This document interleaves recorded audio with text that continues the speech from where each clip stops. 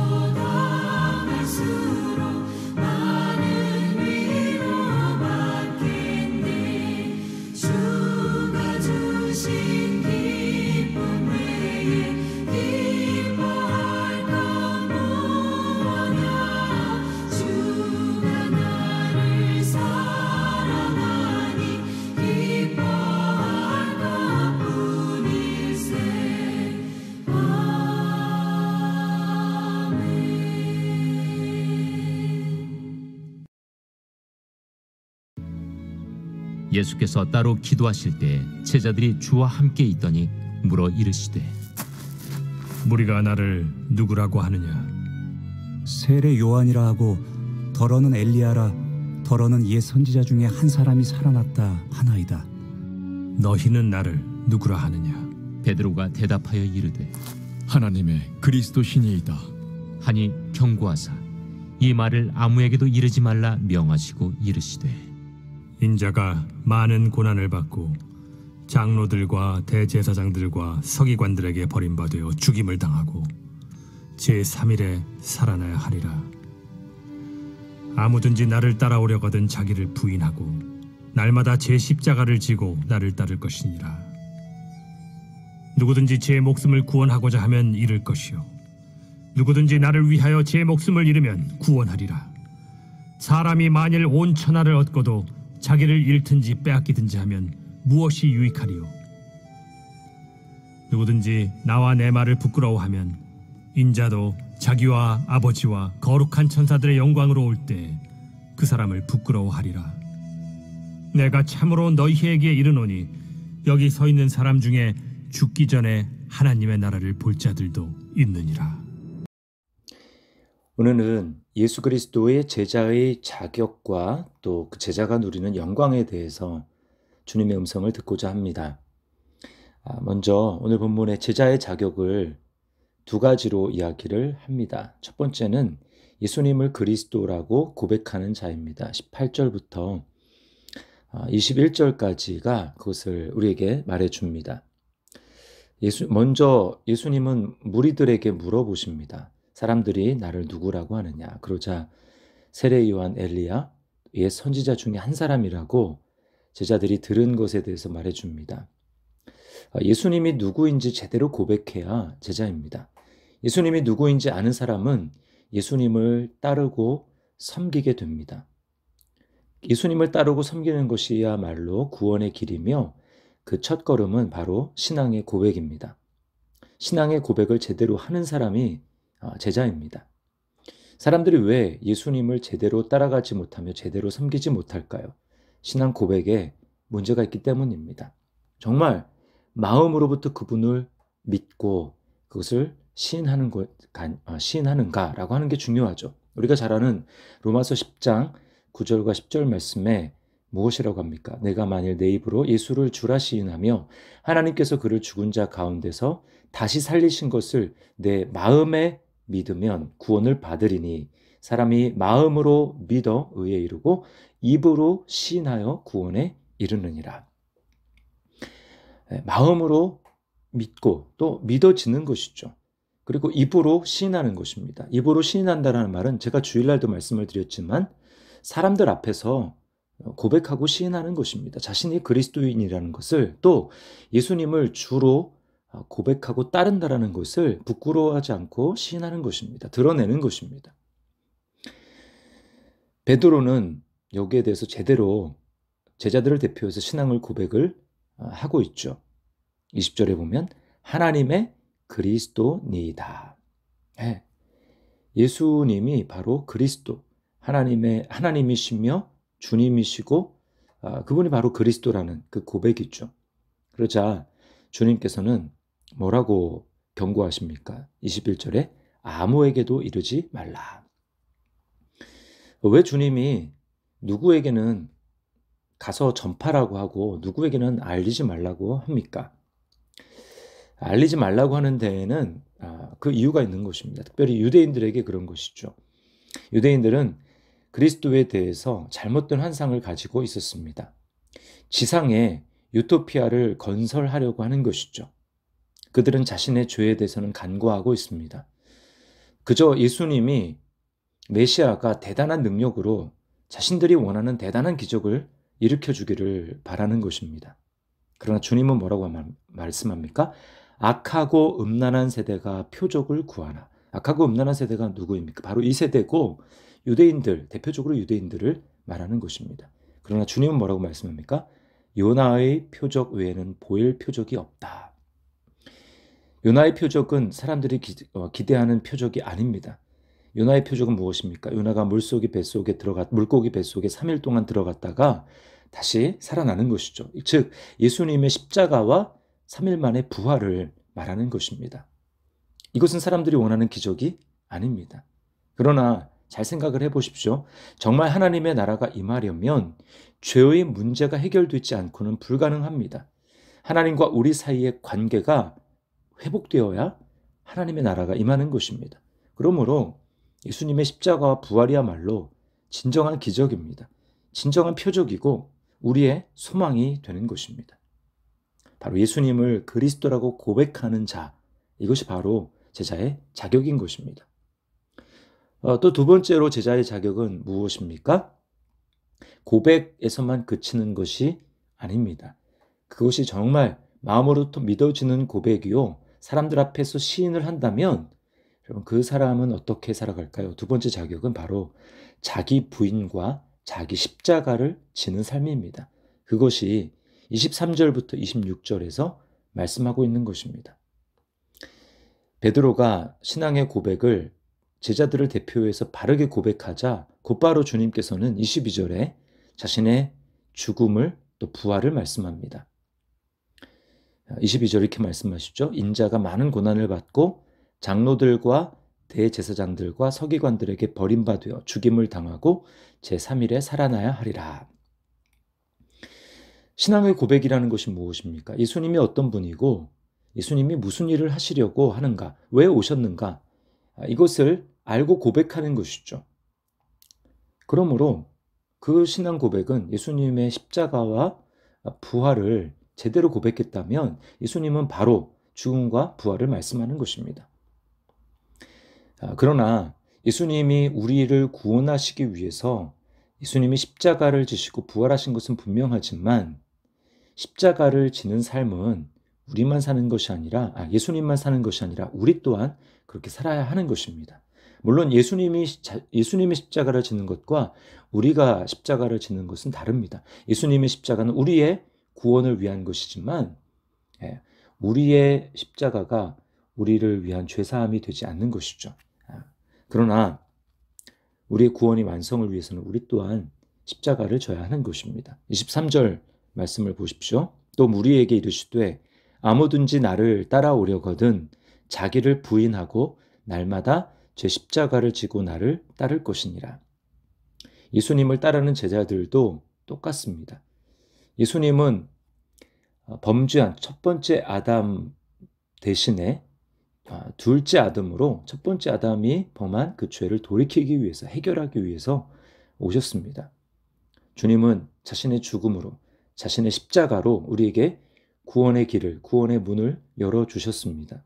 그리고 구원받은 성도가 구원받은 그리스도인이 그 구원의 문을 들어가 구원의 완성을 이루는 방법 또한 자기에게 주신 십자가를 지고 주님을 따라가는 것입니다. 그러므로 자기 부인과 자기 십자가를 지는 삶은 자기 죽음은 평생 반복되는 것입니다. 예수님을 처음 믿을 때 우리는 첫사람 아담 안에 있는 우리의 옛 자아, 죄에 매여 있고 죄를 짓지 않을 수 없는 우리의 옛 자아가 예수님과 함께 십자가에 못 박혔습니다. 이것이 바로 첫 번째 자기 부인이었고 첫 번째 자신의 십자가를 지는 사건이었습니다. 그래서 우리는 세상에 대해서는 죽은 것입니다. 죄에 대해서는 죽은 것입니다. 예수님과 함께 십자가에 못 박혀 죽었기 때문에 이 세상에 살아가는 것은 이제 우리가 이 세상에 살아가는 것은 매일 아담 안에 있는 나의 옛 생명, 옛 자아가 죽었고 이제 세상에 대해서도 죽었다라는 것을 날마다 기억하고 선포하는 것입니다. 반대로 그리스도 안에서는 자신이 하나님에 대하여 살아있고 의를 위하여 사는 존재임을 고백하며 사는 것입니다. 여러분 이것이 회개입니다. 어떤 분은 회개를 죄의 리스트, 거짓말 했느냐 안 했느냐 이런 것을 회개라고 생각했는데 물론 그것도 회개입니다만 더 근본적인 회개는 바로 자신이 예수님 안에서 자신의 자아와 죄와 세상에 대해서 죽었음을 고백하는 것입니다. 이것을 날마다 기억하고 돌이키는 삶, 내가 그리스도 안에 있고 이제 사는 것이 주를 위해 살며 세상에서 사는 것이 아니라 세상 속에서 하나님 나라를 위해서 살아가는 삶임을 날마다 고백하며 돌이키는 삶을 가는 것입니다. 이것이 회개입니다. 그러므로 날마다 회개해야 하는 것입니다. 회개는 그리스도인의 생활 방식인 것입니다. 갈라디아서 5장 24절 말씀 아시죠? 바울 사도가 뭐라고 이야기합니까? 그리스도 예수의 사람들은 육체와 함께 그 정욕과 탐심을 십자가에 못 박았느니라. 예수님을 믿을 때 이미 못 박았습니다. 못 박았으니까 어떻게 합니까? 이제 못 박았으니까 자기 맘대로 삽니까? 아니죠. 바울은 뭐라고 고백합니까? 나는 날마다 죽노라. 우리가 날마다 자기 십자가를 지고 예수님을 따라가는 것입니다. 날마다 육신에 속한 나를 부인해야 합니다. 고린도후서 5장 17절 우리가 외운 말씀에서는 뭐라고 합니까? 그런즉 누구든지 그리스도 안에 있으면 새로운 피조물이라. 이전 것은 지나갔으니 보라 새 것이 되었도다. 첫사람 아담 안에 있던 나의 옛 생명, 또 나의 옛 자아, 세상에 대해서 살아있는 나는 이제는 지나갔다라는 것입니다. 죽었다라는 것입니다. 그러나 이제 그리스도 안에서, 둘째 아담인 그리스도 안에서 새 생명, 또 새 자아, 그런 사람은 내가 살아있다라고 하는 것이죠. 여러분, 왜 우리는 때때로 원망과 불평을 하게 됩니까? 왜 우리는 하나님의 뜻을 이해할 수 없다고 말하고 하나님께 순종할 수 없다고 말합니까? 그 이유는 단 한 가지입니다. 내가 어떤 존재인지를 잊었기 때문입니다. 지금 세상의 관점으로 바라보고 있습니다. 나는 이미 죽었다고 했는데 죽지 않은 것처럼 바라보고 있기 때문에 그러한 것입니다. 그리스도 안에 있는 나의 신분을 생각하고 상황을 바라보아야 하는데, 그것이 아니라 아직 마치 나는 세상에 대해서 죽지 않은 것처럼, 나의 죄에 대해서 죽지 않은 것처럼 그렇게 생각하고 환경을 바라보기 때문에, 자신을 바라보기 때문에 거기에 원망과 불평, 그리고 불순종이 있는 것입니다. 여러분, 얼핏 생각하면 이렇게 제자의 자격, 나는 고백만 하면 되는 줄 생각했는데 거기 자기 부인 있고 십자가를 져야 한다니 참 괴롭고 힘들다고 생각할 수 있습니다. 매우 예수 믿는 것을 손해보는 것이라고 생각할 수 있습니다. 그러나 여러분, 그렇지 않습니다. 그것은 바로 제자의 조건뿐만 아니라 제자에게는 영광이 있기 때문입니다. 이것이 바로 24절부터 27절이 우리에게 말씀하고 있는 것입니다. 제자의 영광은 무엇입니까? 진정한 생명을 얻는 것입니다. 마귀는 우리에게 뭐라고 얘기합니까? 자기를 부인하고 십자가를 지는 삶, 그것은 금욕이고 고난하고 피곤한 삶이라고, 그런 삶은 목사나 선교사나 특별한 성도들만 해당되는 것이라고 거짓을 말합니다. 그러나 주님은 뭐라고 말씀합니까? 24절과 25절에 보십시오. 십자가를 지는 삶이야말로 사실은 자기 목숨을 구원하는 것이라는 것입니다. 자신에게 유익하다라는 것입니다. 십자가를 지지 않는 삶은 무엇입니까? 천하를 얻지만 실상은 자기 목숨을 잃어버리는 것입니다. 저는 이것을 유명한 영화 타이타닉호로 비유해서 말씀을 드리겠습니다. 타이타닉호는 침몰에 가고 있습니다. 온 세상을 얻었다는 것을 여기 뭐라고 비유할 수 있을까요? 1등 칸에 있는 사람들, 더 많은 사람들, 수많은 재산을 가지고 있는 사람들이라 할 수 있겠죠. 여러분, 그러나 그것이 무슨 소용이 있습니까? 침몰에 가는데요. 곧 이제 다 바다에 빠져서 죽는데요. 반면에 사람들에게는 무시당하는 3등 칸에 있는 사람일지라도 그 사람이 구명선을 탄다라면 그 사람이야말로 자기 목숨을 구하는 사람이고 지혜로운 사람이라 할 것입니다. 세상은 침몰에 가는 타이타닉호와 같습니다. 그 세상에서 우리를 건져줄 수 있는 구명선이 누구입니까? 그분이 바로 예수 그리스도입니다. 그래서 주님은 이렇게 말씀합니다. 27절에 내가 참으로 너희에게 이르노니 여기 서 있는 사람 중에 죽기 전에 하나님의 나라를 볼 자들도 있느니라. 하나님의 나라, 그것을 볼 자가 있다고 말합니다. 그 다음 절인 28절부터 내일 본문이긴 하지만 내일은 이제 새벽 설교가 없거든요. 그래서 28절부터 36절이 예수님이 변화산에서 영광스러운 모습으로 변화되신 사건입니다. 예수님이 십자가를 지시기 전에 이 영광을 하나님이 보여주신 거죠. 그리고 다 제자들이 다 본 것이 아니고 베드로와 야고보, 요한 이 세 사람만 보았습니다. 왜 주님께 하나님은 십자가를 지시기 전에 이 영광을 보여주셨습니까? 이것은 주님을 위한 것이기도 있지만 다른 한편으로는 이 세 명의 제자들에게 대표적으로 보여주신 것입니다. 너에게도 동일한 사건이 일어날 것이라는 것입니다. 우리도 예수님처럼 자기를 부인하고 날마다 자기 십자가를 지는 삶을 살아가게 될 때 곧 완전한 하나님 나라와 영광을 보게 될 것이라는 것입니다. 여러분, 우리는 이미 가장 좋은 것을 얻었습니다. 속아서 빼앗기는 일이 없도록 하십시오. 길에서 탈선되는 일이 없도록 하십시오. 우리가 이미 받은 것, 부름 받은 것, 이것을 굳게 지켜야 합니다. 예수님을 그리스도라고 고백했습니까?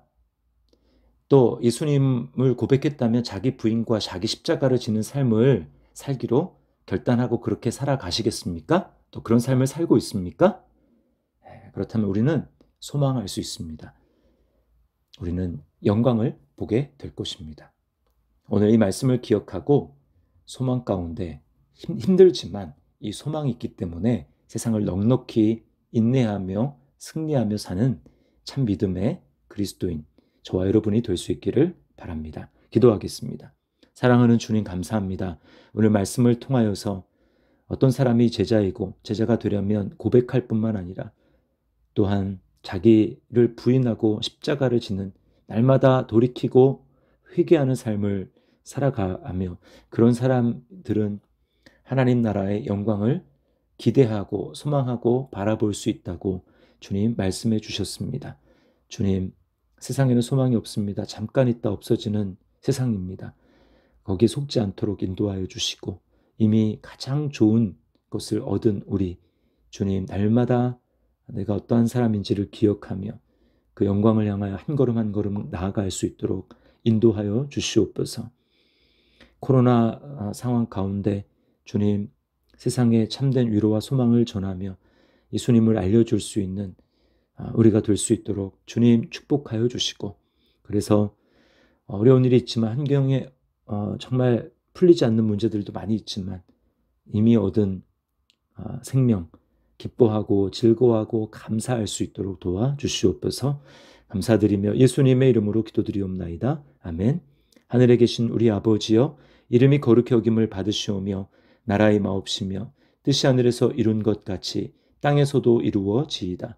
오늘날 우리에게 일용할 양식을 주옵시고 우리가 우리에게 죄 지은 자를 사하여 준 것 같이 우리 죄를 사하여 주옵시고 우리를 시험에 들게 하지 마옵시고 다만 악에서 구하옵소서. 대개 나라와 권세와 영광이 아버지께 영원히 있사옵나이다. 아멘. 오늘도 기도 음악을 들으시면서 주님의 영광을 바라보며 주님과 친밀한 기도의 교제를 나눌 수 있기를 바랍니다.